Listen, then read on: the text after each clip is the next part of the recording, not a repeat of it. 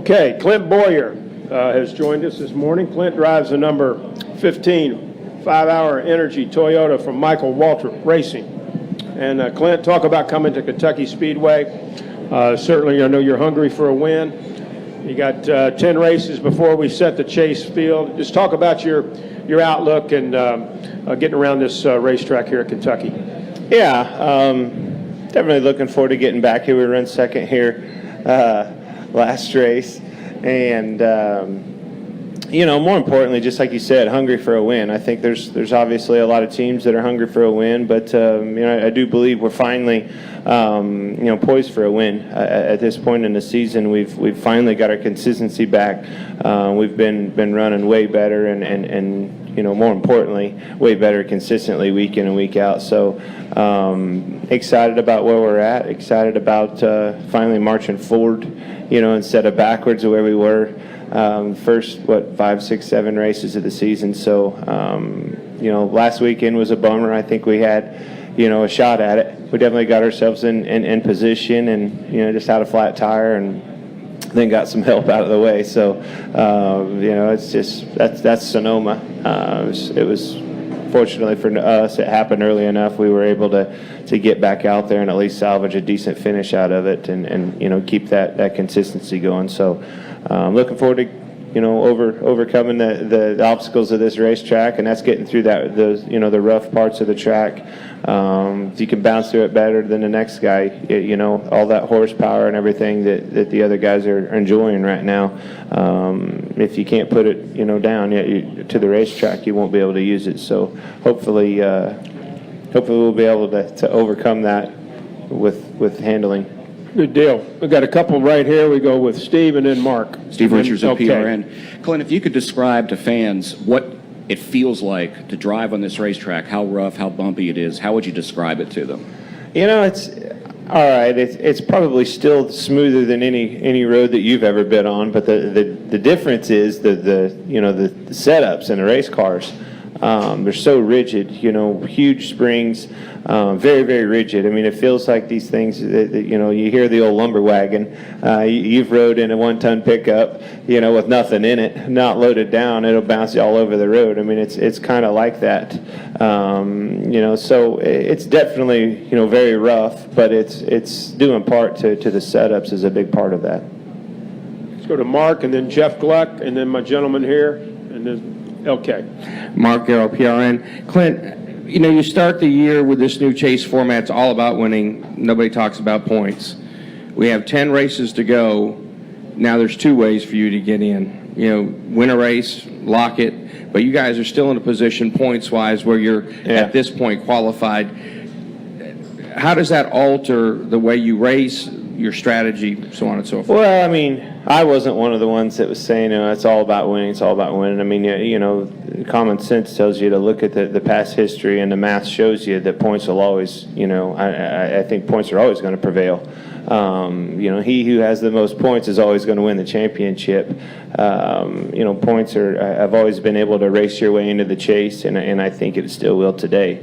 But right now, we need a win. We're at the point in our program with our 5-hour energy Toyota that we're desperately need a win, and we need to throw it all out there and go for it and get ourselves a win somewhere. I mean, we were definitely in the hunt and after one in Sonoma. We had a lot of confidence going in out there. We had a fast race car, and by all means, we were chasing a win big time. Go to Jeff, and then my man here in the blue. Jeff Gluck from USA Today. Clint, this is the first time since 1996 at Dover where a full field hasn't showed up to qualify for a race. As a driver, does that worry you at all? Does that concern you? What do you think of that?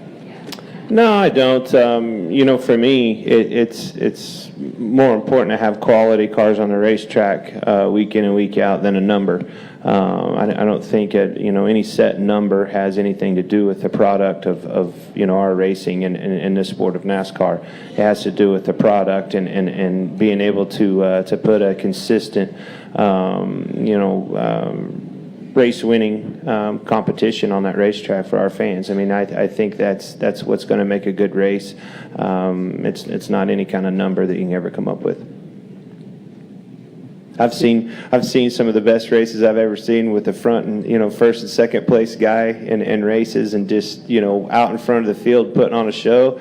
And I've also been at a local dirt track and watching the 10th and 11th place guys beating bang on each other and put on a show. And I know everybody else was. It like I said, it has to do with competition and good racing on the racetrack. Doesn't matter if it's for the lead or 43rd.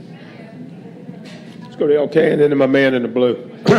Lee K. Howard at Lexington CBS. You kind of touched on this a little bit, but you have run better each time you've been here in the past. Is that a product of you figuring out the track? Because some people say the more experienced drivers drive better here. Is that kind of what you're seeing? Well, I think the experience is because they can set their cars up to handle, the rough stuff. They can figure out that, all right, it isn't all about this one lap and being fast on the racetrack. I've got to be able to back this up, get some mechanical grip on my race car, and be good, on lap 15 to 20 or 25. That's the experience talking. But still, in today's day and age, it's not all about that driver setting his race car up anymore. It's about the preparation that went into this weekend with the engineers, the simulation and everything that goes into having a good run on any given weekend. That's where these races are won and lost anymore. Thought I saw another hand somewhere. Anybody? Right here? And then Chris. Charlie Leffler, Bullitt County Sports. Considering the character of this track, does it put more emphasis on your crew's performance? Well, I'm telling you, these races, preparation is everything. You haven't seen Hendrick Motorsport, they win 5 in a row. Those guys are all good race car drivers, but they were in pretty superior equipment anytime you win 5 in a row against this kind of competition. So, it's the same way that goes into this weekend. You've got to be able to prepare. The obstacle is the challenge for this weekend is overcoming, the bumps of this racetrack. That's what's going to win this race. And if you can do that and prepare yourself better than the next guy, like I said, I think this is a racetrack that can overcome some of that horsepower disadvantage and things that we've seen. That always cycles around. Everybody's seen their time in the sun and with that program within the engines, but the setups and things like that. This is going to take a little bit different setup than we've seen on your typical mile-and-a-half racetrack. Take 2 more, Chris, and then we'll end with Stan. Chris Knight, NASCAR Water Service. Clint, talked to your team yesterday, said that they were pretty confident in your car this weekend. They said that you guys may not show what you guys really have until the race tomorrow night, but they also said that they were looking forward to Daytona next week. So just get your thoughts on what your team said yesterday and then Daytona next week. Well, they probably said that based on the driver's performance last year at this race. We were, I think, dead last in practice and started the race miserable and just drove up through them and, contended for a win. I don't know. We tend to struggle here in practice of finding that speed, but as soon as the pace slows down and you get down to racing, we can drive up through them and had a good day out of it. So, or a good night out of it.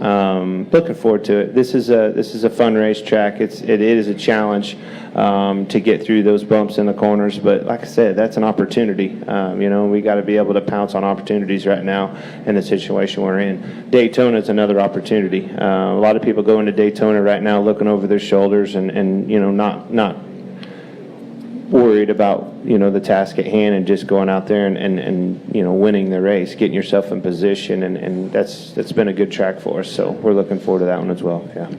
Go ahead, Stan. Final question. Stan Creekmore with RPMTonight.com. You just used the word superior to this gentleman's question, and the average fan, unfortunately, will think that superior is the difference between a Volkswagen and a Rolls Royce. Yeah. Is it really? Fans are pretty smart. It's kind of. I saw Rolls go by me the other day.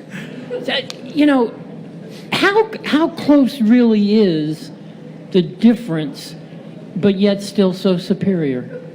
Jeff Gordon and Kevin Harvick split me going down the front straightaway at Michigan and cleared me and raced each other. Had a hell of a race getting into one afterwards. I guess that's my best way to explain superior. But once I got in a corner, I joined the battle again, and it was a lot of fun. But, yeah, that's, I don't know. Do they drive Rolls Royces? I've never seen them drive one. They might. No, it's like I said. I mean, you have to enjoy that because that always comes full circle. I mean, in all fairness of the sport and everything that we do, the engines are something that we all get to enjoy from time to time. And right now, that Hendrick camp, which is 37 of them anymore, seem like they're enjoying it quite a bit.